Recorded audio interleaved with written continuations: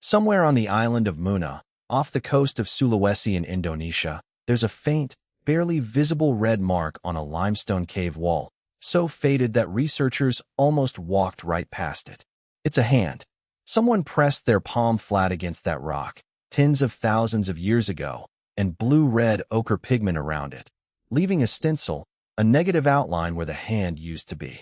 That alone would already be one of the oldest pieces of human art ever discovered.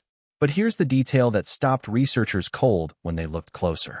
Somebody went back to that same handprint after it was already made and deliberately reshaped it, narrowing the outline of each finger until the entire hand no longer looked human at all. It looked like a claw. This isn't a hypothetical or a reconstruction. This is a real handprint on a real cave wall, dated using genuinely rigorous modern science. And the story behind it, published in the journal Nature in early 2026 by a team led by Indonesian archaeologist Adhi Agus Oktaviana alongside Griffith University researchers Maxime Aubert and Brumm, pushes back the entire timeline of human artistic and symbolic behavior further than almost anyone expected, while raising a question nobody has definitively answered. Why would someone take a perfectly ordinary handprint and turn it into something else entirely? Let's start with just how old this actually is, because the number alone is worth sitting with before we even get to the claws. The research team dated this specific hand stencil, found inside the Liang Metendino limestone cave, to at least 67,800 years old, using a technique called uranium-series dating, which works by analyzing thin mineral crusts, sometimes nicknamed cave popcorn, that gradually form directly on top of cave paintings over time. By measuring the ratio of uranium to a more stable element called thorium within these mineral layers, researchers can establish a reliable minimum age for whatever artwork sits underneath them. This method gave the team genuine confidence in a date that, frankly, upends a lot of previous assumptions about where and when humans first started making deliberate, symbolic art. This specific stencil is now considered the oldest known example of rock art anywhere on Earth, predating a hand stencil found in Maltreviso, Spain, sometimes controversially attributed to Neanderthals, by several thousand years, and predating another painting the same research team previously discovered elsewhere in Sulawesi, depicting human figures interacting with a pig, dated to a comparatively recent 51,200 years ago. Here's why this specific location and this specific time frame matters beyond just being impressively old. This discovery adds genuinely important weight to the broader timeline we've discussed on this channel before regarding how humans first reached Australia. Since Sulawesi sits directly along the likely migration route early humans would have taken on their way toward the Australian continent, and the archaeological site at Majbeeb in Australia's Northern Territory already places confirmed human presence there at roughly 65,000 years ago. A sophisticated, deliberately symbolic artistic tradition already flourishing on Sulawesi at 67,800 years old fits neatly into exactly the kind of behaviorally complex, symbolically capable human population you'd expect to be capable of successfully crossing open oceans shortly afterward. Now let's get into the actual claw itself, because this is where the story becomes genuinely strange rather than simply impressively old. Researchers examining the stencil noted that the fingers had clearly been retouched after the original handprint was made, deliberately narrowed and reshaped until they took on an unmistakably elongated, pointed, claw-like appearance, a specific artistic style the research team has documented nowhere else in the world except within this particular cluster of caves on Sulawesi. This wasn't an accident of erosion or a trick of faded pigment. The alteration was intentional, and importantly, this wasn't an isolated one-off oddity either, because the team subsequently found other, better-preserved examples of the same distinctive claw hand style elsewhere in the same general cave system, confirming this was a genuine, deliberate artistic choice, repeated across multiple instances rather than a single strange coincidence. So what were they actually doing? Brumm, one of the study's co-authors, has been refreshingly honest in interviews about the genuine uncertainty here, stating plainly that the meaning behind the narrowed, claw-like fingers remains unknown, while offering an educated hypothesis connecting it to what he describes as these ancient people's complex symbolic relationship with the animal world.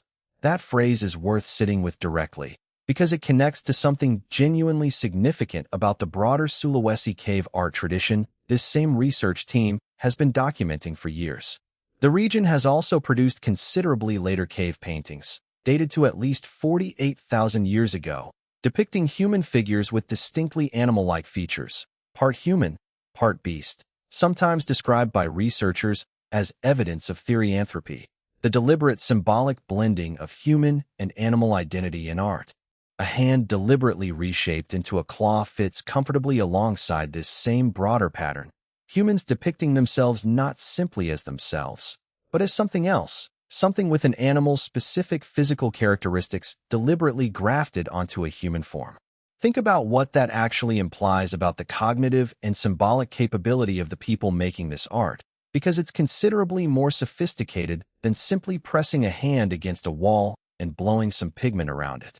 A straightforward hand stencil requires relatively little abstract thought. It's a direct physical trace of an actual hand, a literal "I was here" statement of the kind we've discussed previously regarding cave art at other sites.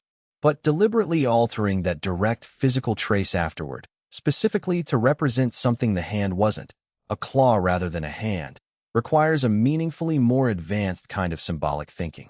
It requires the ability to look at a literal representation of your own body and consciously transform it into a representation of something else entirely, blending human identity with animal identity in a single deliberate image. That's not simple mark-making. That's symbolic abstraction, the same fundamental cognitive capacity underlying myth, religious belief, and complex storytelling, showing up in the physical archaeological record considerably earlier than researchers had firm evidence for before this specific discovery. There's a broader pattern worth connecting this to, because we've discussed something adjacent to this before on this channel regarding cave art and mortality awareness, handprints at sites like Chauvet Cave in France functioning, by some researchers' interpretation, as an ancient equivalent of "I was here, remember me." This Sulawesi discovery adds a genuinely fascinating wrinkle to that broader idea. Because it's not simply "I was here." It's closer to "I was here, and I was something more than just myself."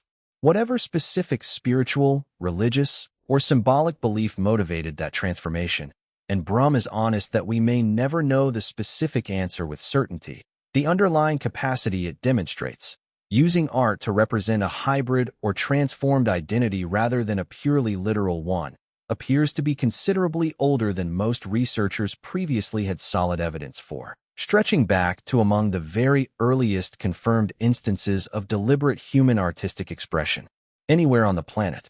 Here's what makes this discovery genuinely humbling to sit with as we close this out, beyond just the specific claw detail itself.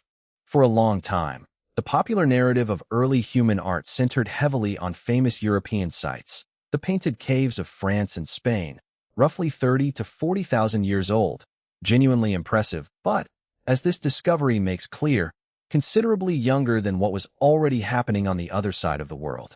Brumm himself has noted that discoveries like this demonstrate humans outside Europe were producing incredibly sophisticated symbolic art tens of thousands of years earlier, in some cases before modern humans had even reached certain other regions of the planet at all. The claw hand on that faded cave wall in Sulawesi isn't just a strange, isolated artistic choice. It's a direct physical signal that whatever spark of symbolic imagination eventually produced every myth, every religious tradition, and every piece of art your species has created since, was already burning, fully formed enough to reshape a human hand into something deliberately, meaningfully inhuman, considerably earlier and considerably further from Europe than almost anyone studying this question expected to find it.